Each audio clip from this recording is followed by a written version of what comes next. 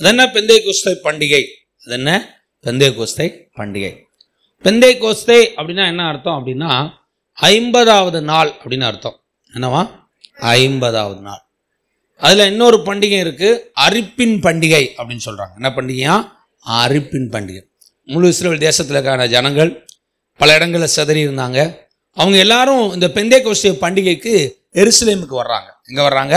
எருசலேமுக்கு வந்து தேவாலயத்தில் வந்து ஆண்டவருக்கு பண்டிகை கொண்டாடும்படியாக, அரிப்பின் பண்டிகை கொண்டாடும்படியா எல்லாரும் வந்திருக்காங்க.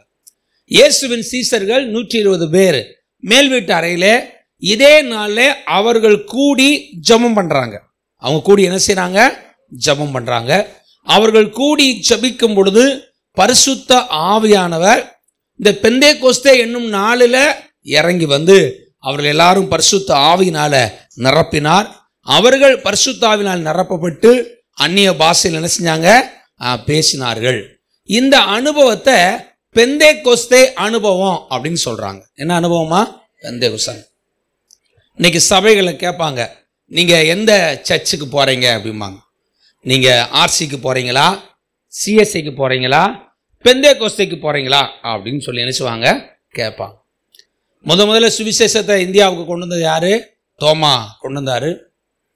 அதுக்கப்புறம் பார்த்தீங்கன்னா என்ன செஞ்சாங்க? டென்மார்க்ல இருந்து என்ன செஞ்சாங்க? பல மிஷினரி இயக்கங்கள் எழும்பி இந்தியாவில் சுவிசேஷத்தை கொண்டு வந்தாங்க. அதுக்கப்புறம் ரோமன் கத்தோலிக்க மக்கள் என்ன செஞ்சாங்க? சுவிசேஷத்தை கொண்டு வந்தாங்க. பல சபைகள் இங்க வந்து மிஷினரி இயக்கங்கள் வந்து இந்தியா முழுவதும் பல இடங்களில பிரிஞ்சு ஊழியத்தை செய்து கொண்டிருந்தாங்க. இந்தியாவுக்கு சுதந்திரம் கிடைக்கும் பொழுது இந்திய அரசாங்கம் சொல்லிட்டாங்க, வெள்ளைக்காரங்க எல்லாருமே நீங்க எங்க போயிடணும்? எங்க நாட்டை விட்டு என்ன செஞ்சிருங்க? போயிருங்க அப்படின்னு சொன்ன உடனே ஆர்சிக்கு பிரச்சனை இல்லை. இந்தியா முழுக்க ஆர்சி சபைகளை பூரா ஒருங்கிணைச்சு அது ஒவ்வொரு டிஸ்ட்ரிக்ட் ஒரு பிஷப்பு, அப்புறம் ஸ்டேட் லெவலில் லீடர், நேஷனல் லெவலில் லீடர்னு சொல்லி அமைச்சு அந்த ப்ராப்பர்ட்டிஸ் எல்லாமே ஒரே ட்ரஸ்ட் கீழே கொண்டு வந்துட்டாங்க. ஆனால் நிறைய இண்டிபெண்டன்ட் சபைகள் இருக்காங்க. England church, Methodist church, Baptist church, பல மிஷினரி இயக்கங்கள் அமெரிக்காவில இருந்து, டென்மார்க்ல இருந்து, ஜெர்மன்ல இருந்து, இங்கிலாந்துல இருந்து, பல நாடுகள் இருந்து இந்தியாவில் என்ன செஞ்சாங்க? சபைகளை நடத்தி கொண்டிருந்தாங்க. அவங்க எல்லாரும் ஒன்று சேர்ந்து ஒரு மீட்டிங் போடுறாங்க. என்ன மீட்டிங் போடுறாங்கன்னா, நம்ம எல்லாருமே எங்க போயாகணும்?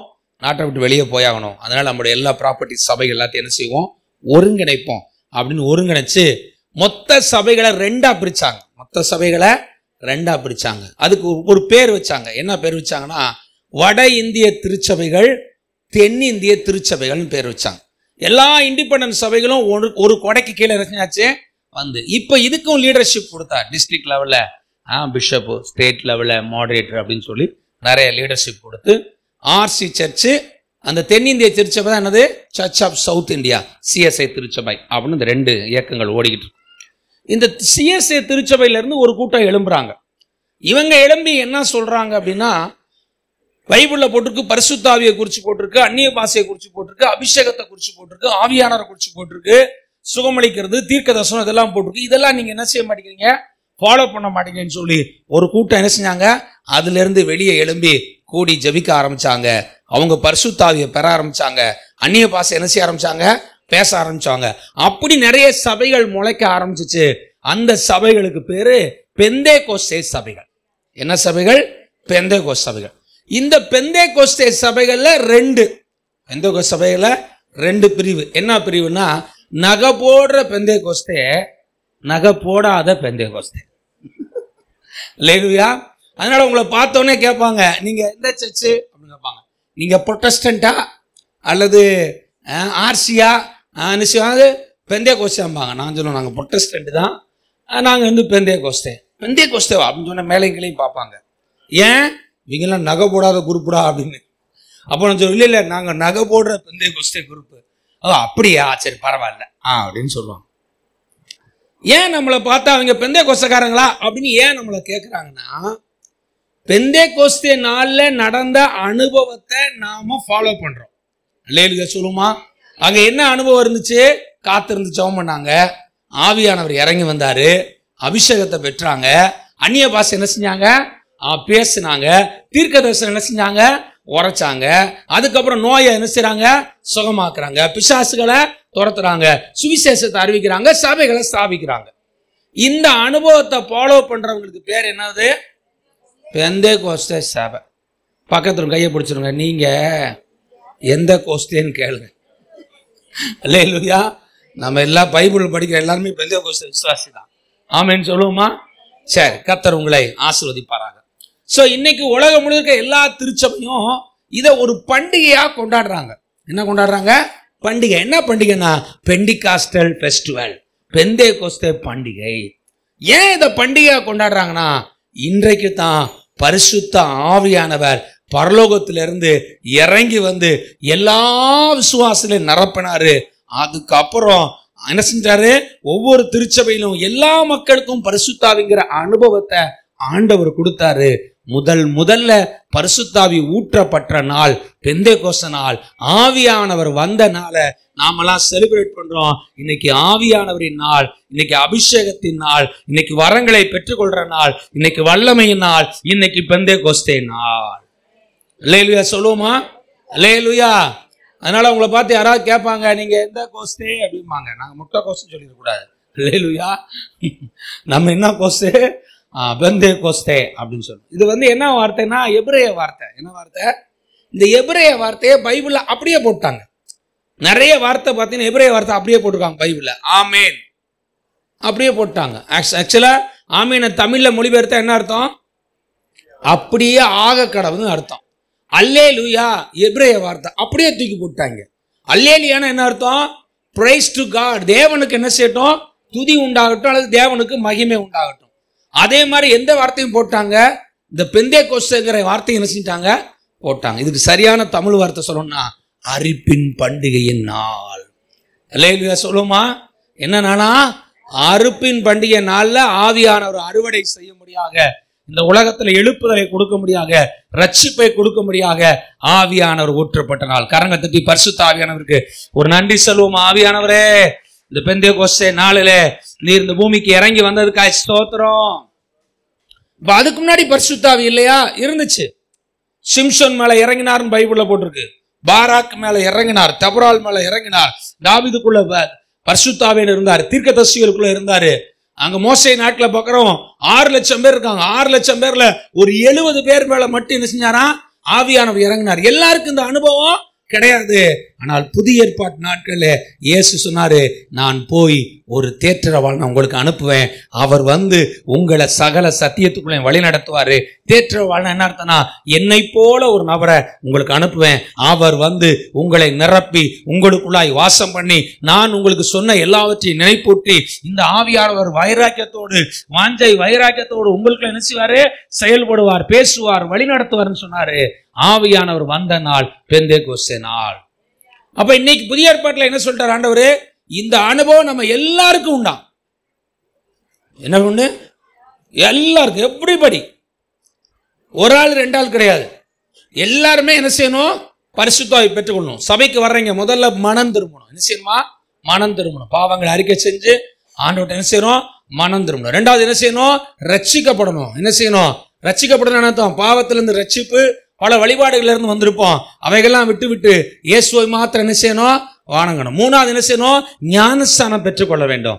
ஞானஸ்தானங்கிறது என்னது? கடவுளோடு பண்ணுகிற உடன்படிக்கை.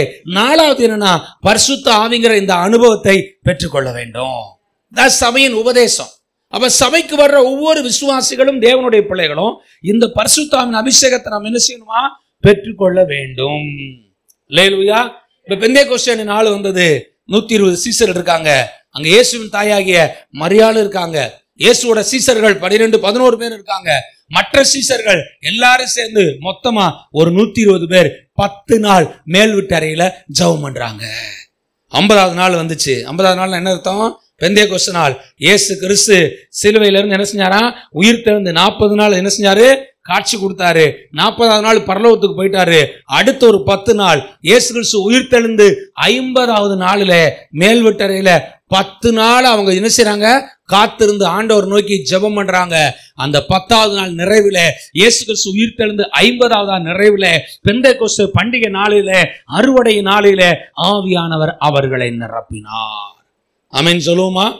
பாருங்க, இயேசுவோடைய 3 வருஷம் ஊழியம் செய்யறாங்க. அவங்ககிட்ட ஆண்டவர் பார்த்து சொல்றாரு, உலகம் முழுவதும் நீங்க புறப்பட்டு போங்க, போய் சீசர்களின் சுவிசேஷத்தை அறிவிங்க, அவர்களுக்கு நான் சொன்ன உபதேசத்தை கற்றுக் கொடுத்து அவர்களுக்கு என்ன செய்யுங்க, பிதா குமாரன் பரிசுத்தாவின் நாமத்தினாலே ஞானஸ்நானம் கொடுத்து அவர்களை சீசராக்குங்க அப்படின்னு கட்டளை கொடுத்துட்டாரு. அதுக்கப்புறம் சொல்றாரு, உடனே என்ன செஞ்சிடான்னா ஊழியத்துக்கு போயிட வேண்டாம், எருசலேம்ல போய் காத்துருங்க.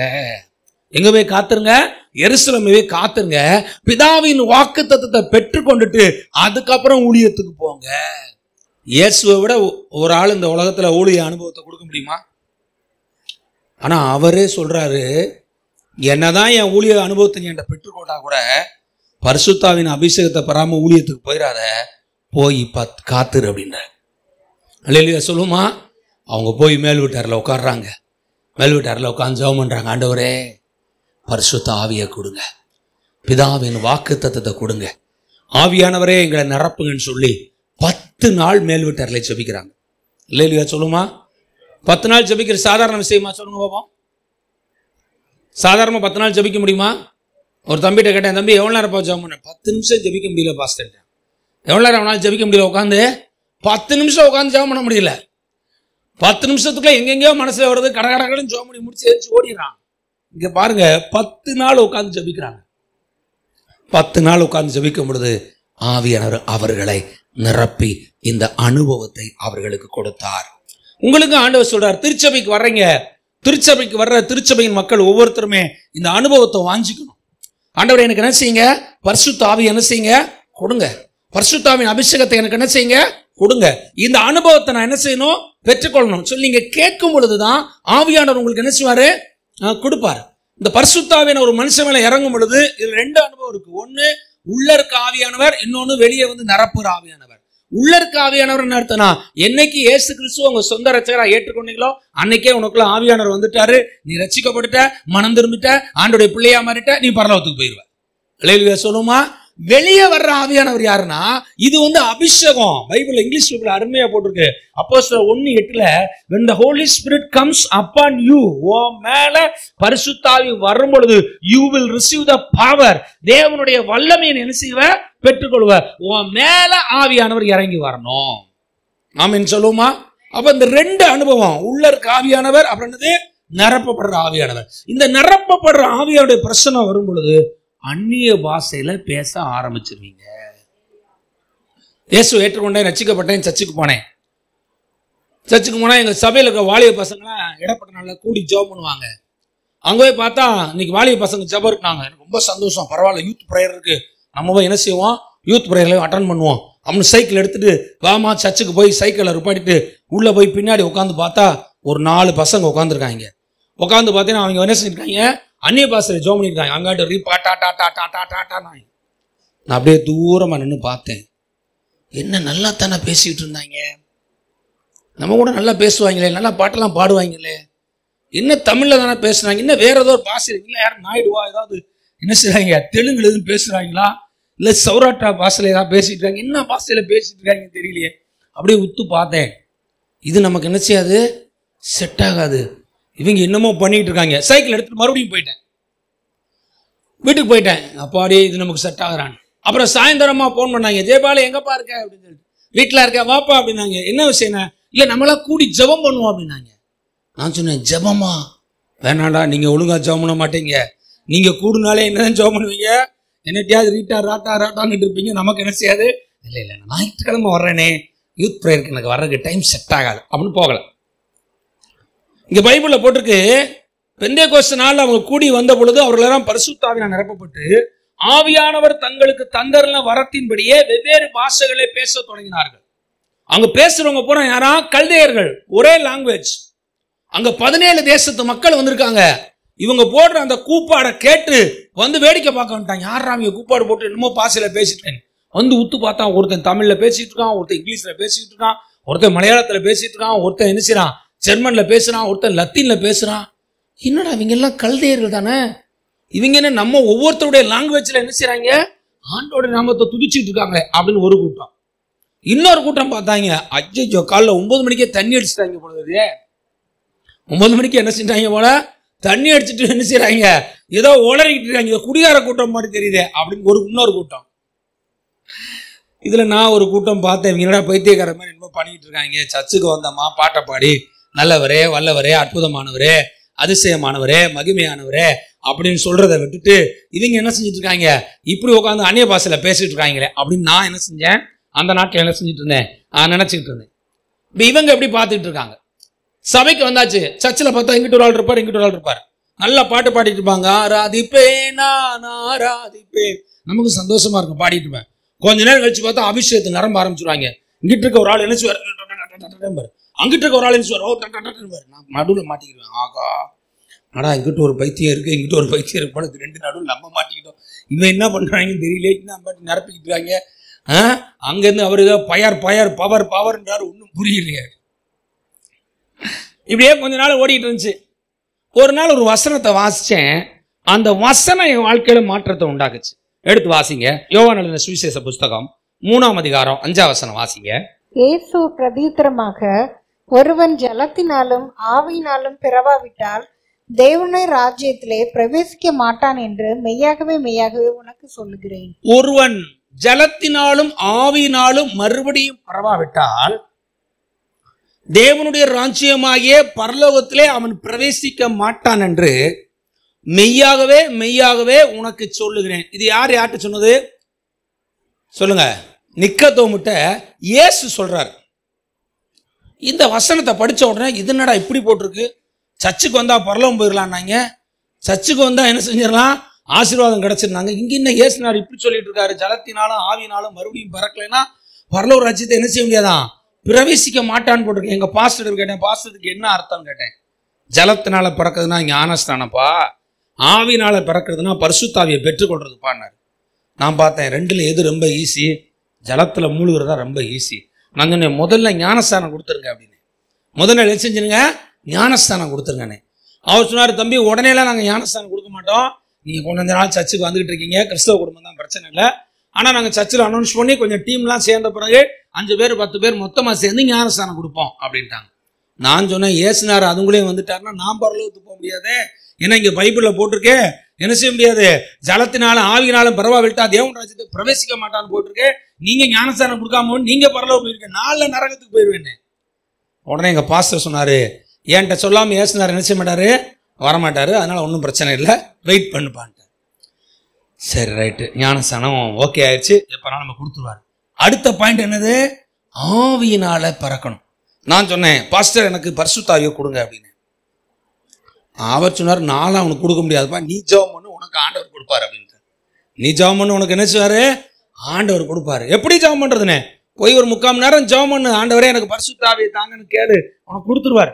நான் உடனே எங்க வீட்டுக்கு போனேன், மாடியில் ஏறினே, ஒரு வாட்ச் எடுத்து பக்கத்தில் வச்சுட்டு 3/4 மணி நேரம் ஜெபம் பண்றேன், ஆண்டவரே பரிசுத்தாவியை கொடுங்க, பரிசுத்தாவியை கொடுங்க, பரிசுத்தாவியை கொடுங்க. 3/4 மணி நேரம் முடிஞ்சு பரிசுத்தாவியை கொடுக்கல. மறுபடியும் வந்துட்டேன், வந்து பாஸ்டர் 3/4 மணி நேரம் ஜெபம் பண்ண சொன்னீங்க, ஜெபம் பண்ணிட்டேன், பரிசுத்தாவி கொடுக்கல, நான் என்ன பண்றது? அப்போ சொன்னாரு, சாப்பிடும்போது, தூங்கும்போது, நடக்கும்போது, எப்பப்பெல்லாம் உனக்கு ஜெபிக்கிறியோ எல்லா நேரமும் கேளு, ஆண்டவரே எனக்கு பரிசுத்தாவியை கொடுங்க, பரிசுத்தாவியை கொடுங்க, அபிஷேகத்தை கொடுங்க, அந்நிய பாஷை வரத்தை கொடுங்க, ஆவிக்குரிய வரங்களை கொடுங்க, வல்லமையை கொடுங்க. நீ ஜெபம் பண்ணு, ஆவியானவர் உன்னை நெசுவாரு, நிரப்பு. அதுக்கப்புறம் ஜெபம் பண்ணிட்டே இருந்தேன். சர்ச்சில் பார்த்தீங்கன்னா ஒரு 3 நாள் உபவாச ஜெபம் வச்சாங்க. அந்த 3ஆவது நாள் உபவாசத்துல ஒரு பாஸ்டர் ஒருத்தர் வந்து விசேஷ செய்தியாளர் கூப்பிட்டுருந்தாங்க. அவர் ஆராதனை நடத்தி கொண்டிருந்தாரு. ஆராதனை நடத்தி கொண்டிருக்கும் பொழுது பரிசுத்த ஆவியானவருடைய பிரசன்னம் என் மேல வந்து இறங்குச்சு. ஒரு கரண்ட் வச்சா எப்படி இருக்கும், ஒரு வெளிச்சம் பட்டா எப்படி இருக்கும், ஒரு சக்தி மாதிரி என்ன செஞ்சுச்சு, ஆண்டவருடைய ஆவி என் மேல இறங்குச்சு. அவ்வளவுதான், பரிசுத்த ஆவியை பெற்று அந்நிய பாஷையில பேச ஆரம்பிச்சுட்டேன். அல்லேலூயா சொல்லுமா, அல்லேலூயா. இந்த அனுபவத்தை நாம் ஒவ்வொருத்தரும் பெறணும்னு ஆண்டவர் விரும்புறார். ஆமீன் சொல்லுவோமா, அல்லேலூயா. பரலோகத்துக்கு போனா என்ன செய்யணும், மனம் திரும்பணும், பாவங்களை அறிக்கை செய்யணும், ரட்சிக்கப்படணும், ஞானஸ்தானம் எடுக்கணும், அப்புறம் என்ன செய்யணுமா, பரிசுத்தாவியை பெறணுமா. இன்னொரு வசனத்தை கூட வாசிக்க, இன்னும் கொஞ்சம் உங்களுக்கு நல்ல விளக்கமா புரியும். எபேசியருக்கு எழுதின புஸ்தகம் 4ஆம் அதிகாரம் 30ஆம் வசனத்தை வாசிங்க. எபேசியர் 4:30. அன்றியும் நீங்கள் மீட்கப்படும் நாளுக்கென்று முத்திரையாக பெற்ற தேவனுடைய பரிசுத்த ஆவியை துக்கப்படுத்தாதீர்கள். நீங்கள் மீட்கப்படும் நாளுக்கு முத்திரை யாரா? முத்திரைன்னா தெரியுதா உங்களுக்கு என்ன அர்த்தம்? சீல் போடுறது. ஒரு பொருளை டெஸ்ட் பண்ணி ஓகே அப்படின்னு சீல் போட்டுருவாங்க. அப்படின்னா தான் அந்த பொருளை என்ன செய்ய முடியும், விற்க முடியும். நம்ம பரலோகம் போகணும்னா நம்ம மேல ஒரு சீல் போடணுமா, நம்ம மேல ஒரு முத்திரை. அது என்ன முத்திரையா? பரிசுத்த ஆவியை நீங்கள் பெற்று இருக்கிறீர்கள் அப்படிங்கிற அந்த முத்திரை உங்க மேல இருந்தா தான் எங்க போக முடியும். இயேசு சொன்னார், ஒருவன் ஆவியினாலும் ஜலத்தினாலும் பிறவாவிட்டால் தேவனுடைய ராஜ்யத்திலே பிரவேசிக்க மாட்டான்.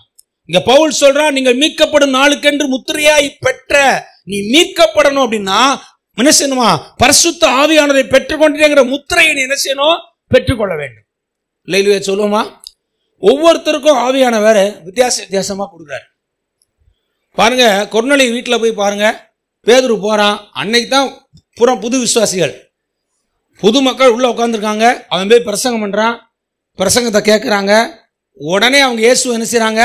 ஏற்றுக்கொள்றாங்க, ரட்சிக்கப்படுறாங்க. அன்னைக்கே பரிசுத்த ஆவி பெற்று அந்நிய பாஷை பேச ஆரம்பிச்சிட்டாங்க. அல்லேலூயா சொல்லுவோமா? எபேசு சபைக்கு பவுல் போறான். பவுல் போய் அந்த சபையில கேட்கிறான், நீங்களாம் பரிசுத்த ஆவி பெற்றிருக்கீங்களான்னு.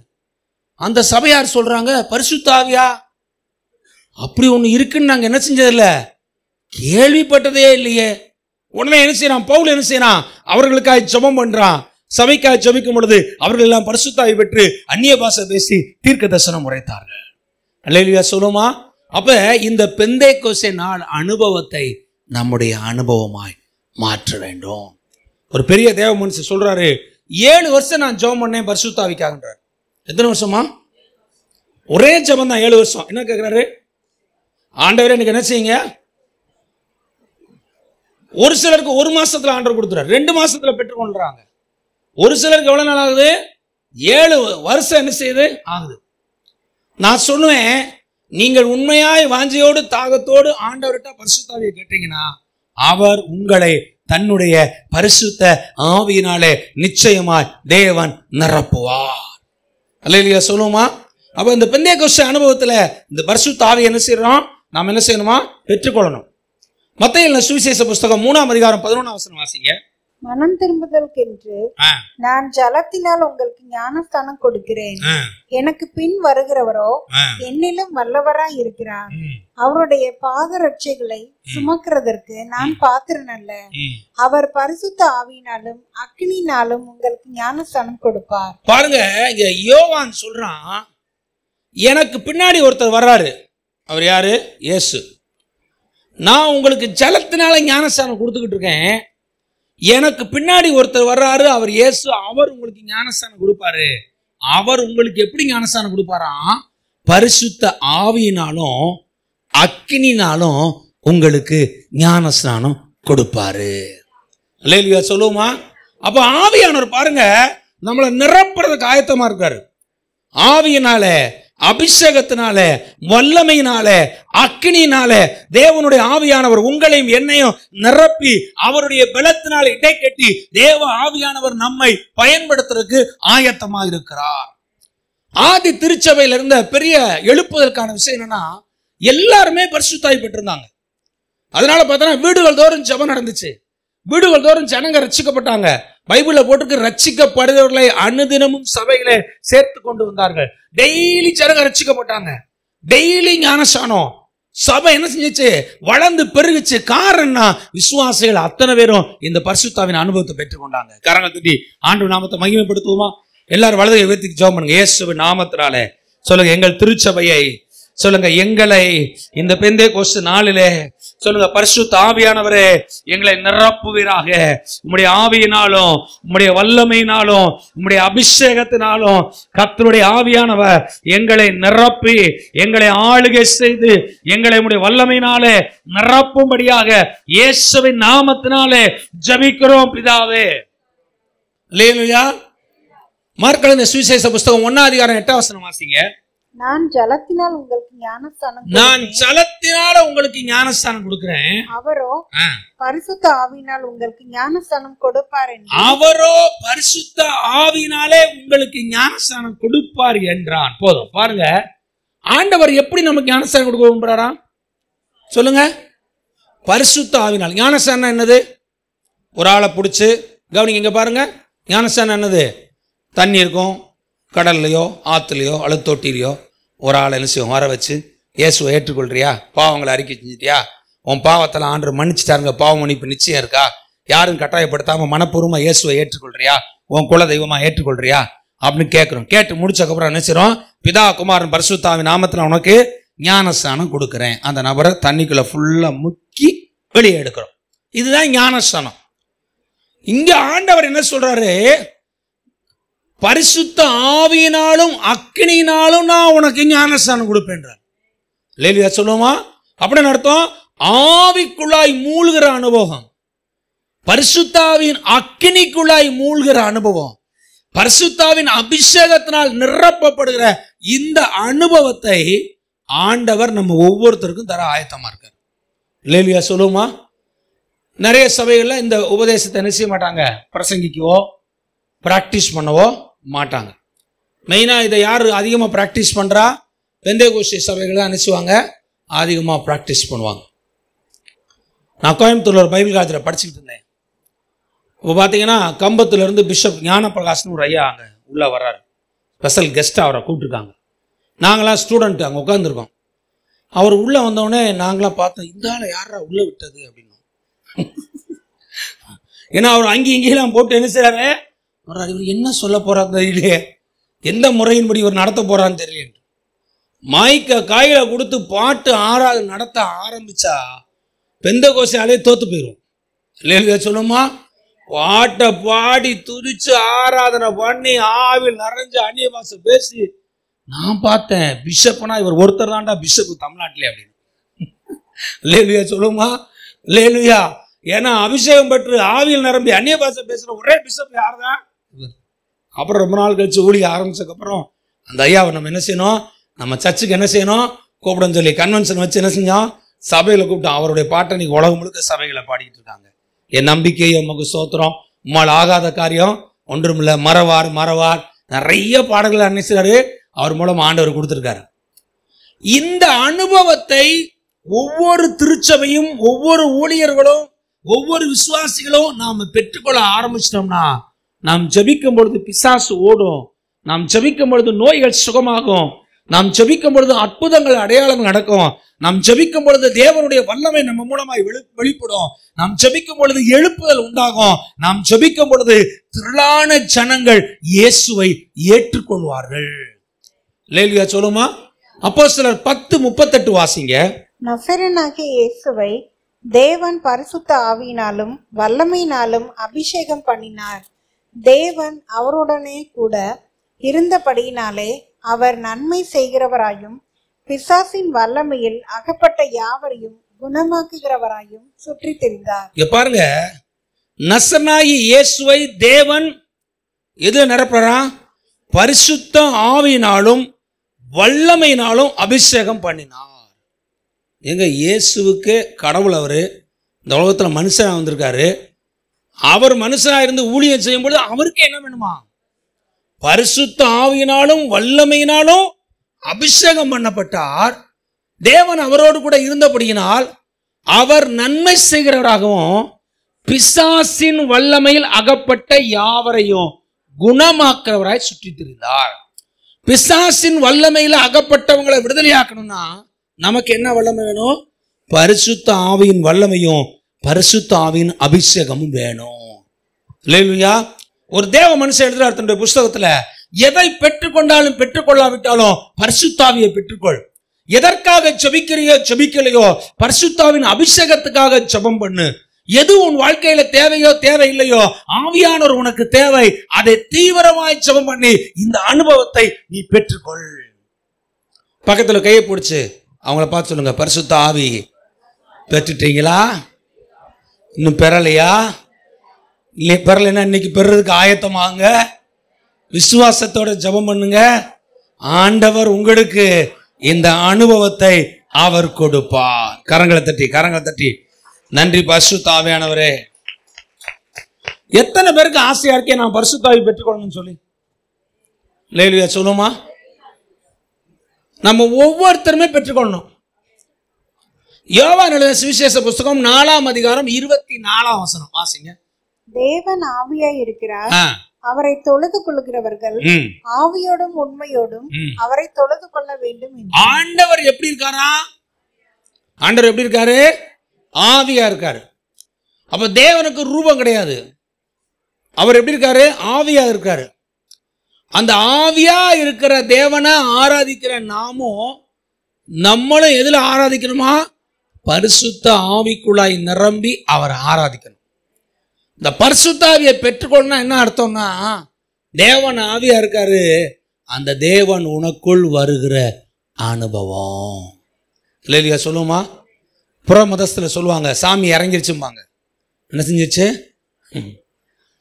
இங்க ஆவியானவர் உனக்குள் வருகிற, ஆவியானவர் உன்னை நிரப்புகிற, ஆவியானவர் உன்னை ஆளுகை செய்கிற, ஆவியானவர் உனக்குள்ளாக இறங்குகிற அனுபவம்.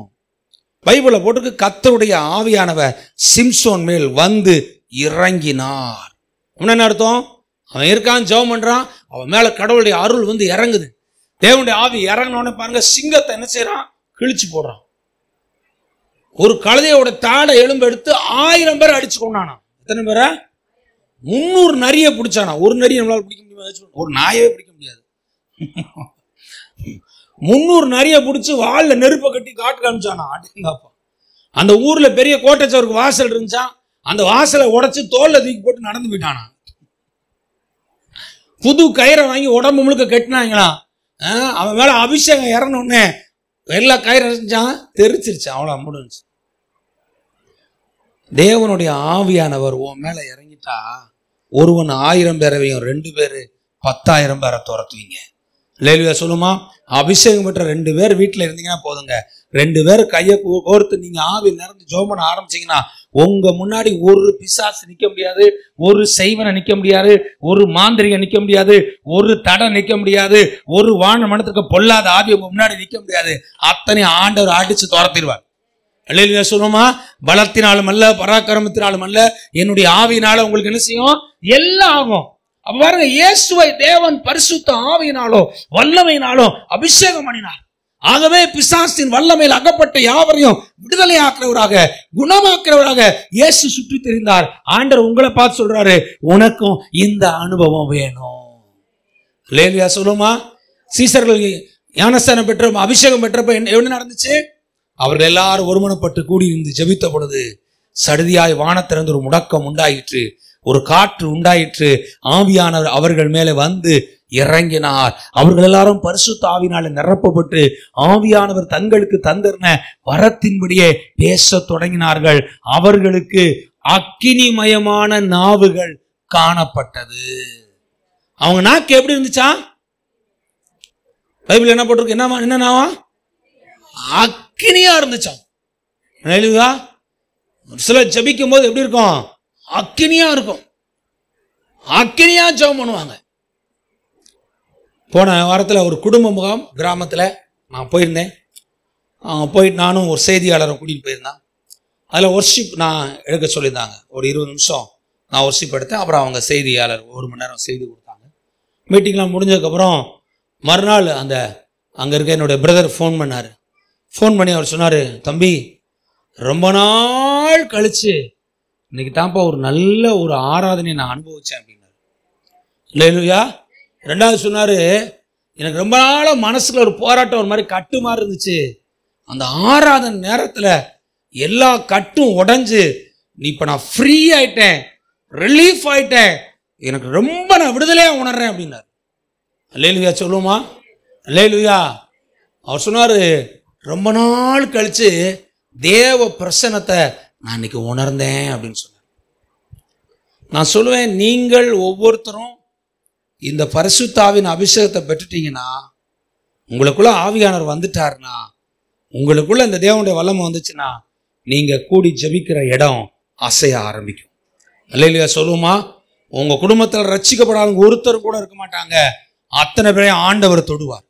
உங்க குடும்பத்துக்கு என்னென்ன தடைகள் இருக்கோ எல்லாத்தையும் மேற்கொள்ள, துரத்துறதுக்கு, ஜெயிக்கிறதுக்கு ஆண்டவர் நம்ம கையில கொடுத்திருக்க ஆயுதம் இந்த பரிசுத்த ஆவியானவர்.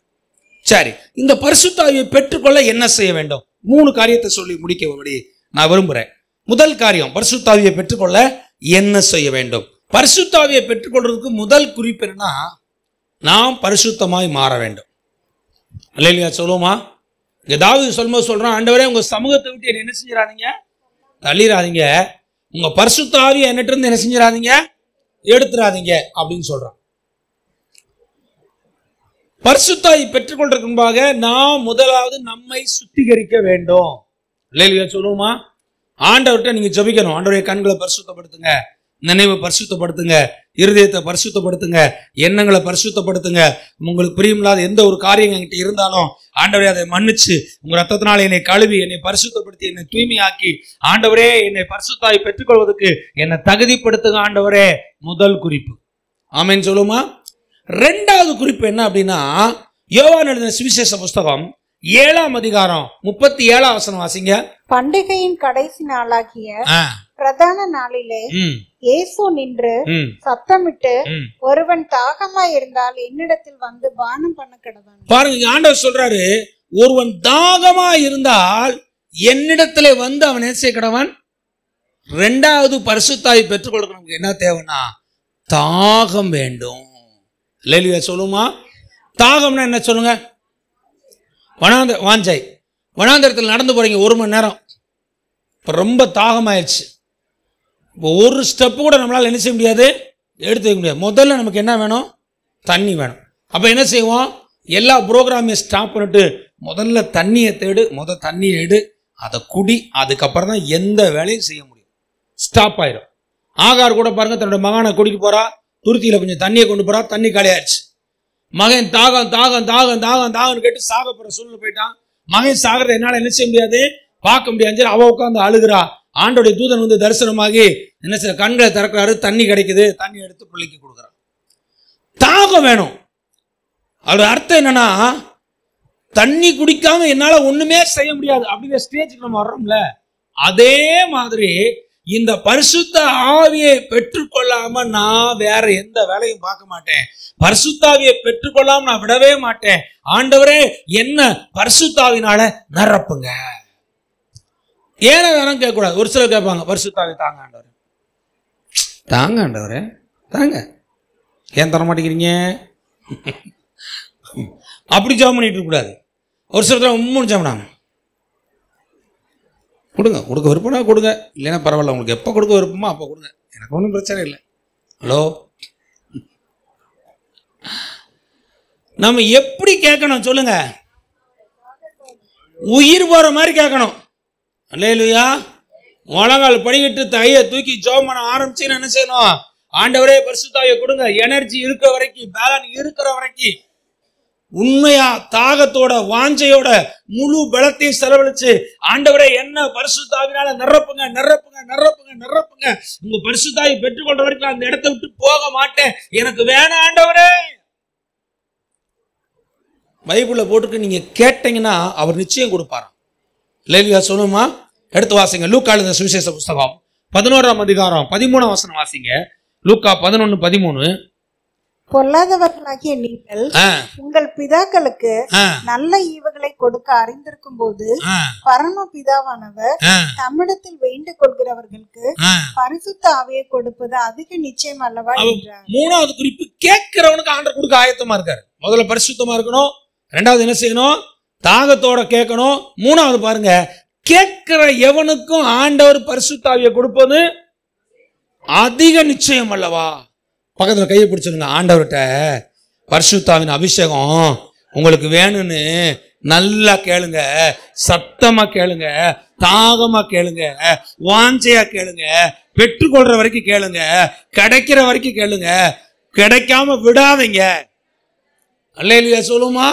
இங்க ஆண்டவர் சொல்றாரு, நீ கேட்டேன்னா நான் உனக்கு கொடுப்பது அதிக நிச்சயம், கட்டாயமா நான் உனக்கு பரிசுத்த ஆவியை கொடுப்பேன். அல்லேலூயா சொல்லுமா? இந்த ஆவியானவரை பெற்றுக்கொள்ளுங்கள், இந்த அனுபவத்தை பெற்றுக்கொள்ளுங்கள், இந்த அபிஷேகத்தை பெற்றுக்கொள்ளுங்கள், இந்த வல்லமையை பெற்றுக்கொள்ளுங்கள், இந்த அந்நிய பாஷை வரத்தை என்ன செய்யுங்க? பெற்றுக்கொள்ளுங்கள். வல்லமையா எழும்புங்கள், ஊழியம் செய்யுங்கள், அநேக புது ஆத்துமாக்களை ஆண்டவர்களாய் கொண்டு வாருங்கள். கர்த்தர் உங்களை எடுத்து வல்லமையாய் பயன்படுத்துவார். நன்றி ஆண்டவரே. ஹல்லேலூயா, ஹல்லேலூயா, ஹல்லேலூயா, ஹல்லேலூயா. எல்லாரும் வாயில திறந்து ஜெபிக்க போறீங்க. இன்னைக்கு இந்த அனுபவத்தை எங்களுக்கு தாங்க ஆண்டவரே. பரிசுத்த ஆவியானவரே, உடைய பிரசன்னத்தினால் எங்களை நிரப்புங்கப்பா.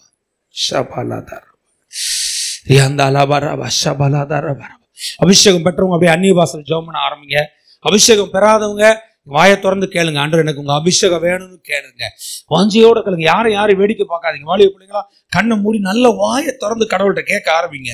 நன்றி ஆவியானவர். வேடிக்கை பார்த்துறாதீங்க. இது தேவன் அசைவாடுற நேரம், தேவன் தொடுற நேரம். தேவன் ஆவியா இருக்கிறார். அந்த ஆவியா இருக்க ஆண்டவர் உண்மையிலே தேவனுடைய ஆவியானவர் இறங்கி வர விரும்புகிறார். உண்மையிலே தேவனுடைய அபிஷேகம், உண்மையிலே தேவனுடைய வல்லமை, உண்மையிலே அக்கினியாய் கர்த்தருடைய ஆவியானவர் உன்னை நிரப்பும்படி விரும்புகிறார். நிரப்புங்க ஆவியானவரே, நிரப்புங்க ஆவியானவரே. கர்த்தருடைய ஆவியானவர் எங்கே உண்டாங்க விடுதலை உண்டு.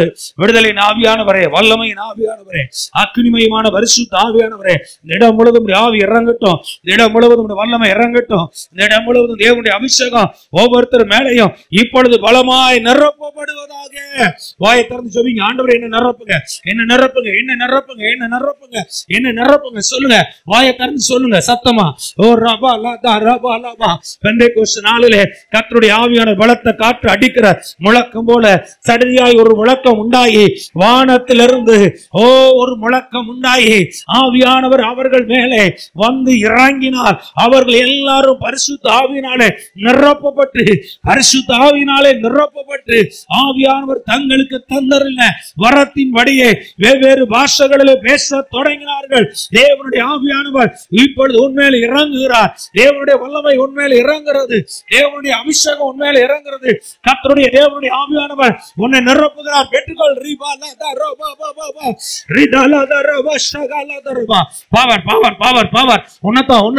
வேடிக்கை பாத்திராத. ஓ மேலதான் கர்த்தருடைய ஆவி, ஓ மேலதான் தேவனுடைய வல்லமை, ஓ மேலதான் தேவனுடைய அபிஷேகம். உனக்குள்ளாய் அபிஷேகத்தின் வல்லமை. நிரப்புங்க ஆவியானவரே, நிரப்புங்க ஆவியானவரே, நிரப்புங்க ஆவியானவரே.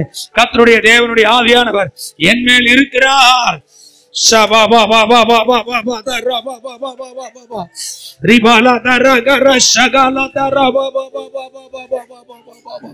ஆவியானவரை நிரப்புங்க, நிரப்புங்க, இன்னும் நிரப்புங்க, இன்னும் நிரப்புங்க, இன்னும் நிரப்புங்க. இன்னும் வல்லமை, இன்னும் வல்லமை, இன்னும் வல்லமை, இன்னும் வல்லமை, இன்னும் வல்லமை. கர்த்தருடைய தேவனுடைய வல்லமை உண்மையில இறங்குறது. தேவனுடைய ஆவி உன்னை நிரப்புகிறது.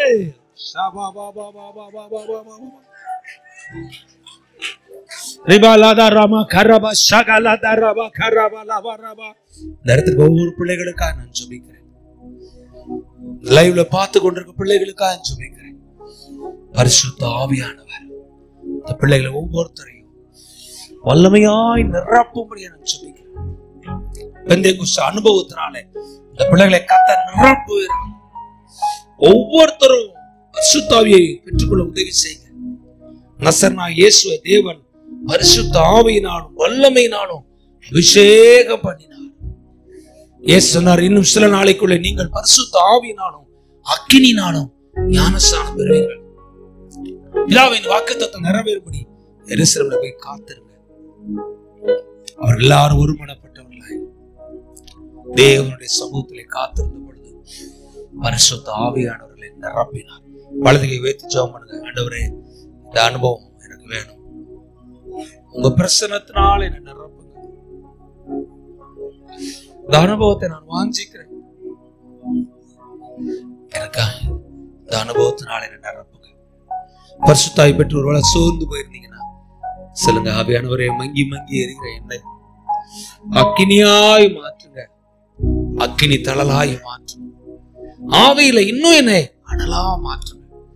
இந்த அனுபவத்தோடு ஜெபிக்க, துதிக்க, ஆராதிக்க, வீடுகளில் ஜெபிக்க, ஆத்துமாக்களை ஆதாயம் செய்ய நீர் எங்களுக்கு உதவி செய்கிறார். வந்திருக்க ஒவ்வொரு மக்களை, குடும்பங்களை, பிள்ளைகளை ஆசீர்வதிக்கிறேன். தேவனுடைய பிரசன்னம், அபிஷேகம் ஒவ்வொருத்தரையும் நிரப்பட்டும். குடும்பங்களை நிரப்பட்டும், வாழ்க்கையை நிரப்பட்டும், வீடுகளை நிரப்பட்டும், பிள்ளைகளை நிரப்பட்டும், வேலை தொழிலை நிரப்பட்டும். தேவனுடைய ஆசீர்வாதம் ஒவ்வொருத்தர் மேலே தங்கி இருக்கட்டும். இந்த வாரமெல்லாம் அந்த பிள்ளைகளை கர்த்தர் வெற்றியாய் வழி நடத்துகிறார். இயேசுவின் நாமத்தில் ஜெபிக்கிறோம் எங்கள் ஜீவனுள்ள நல்ல பிதாவே. நன்றி நன்றி இயேசு ராஜா. கோடி கோடி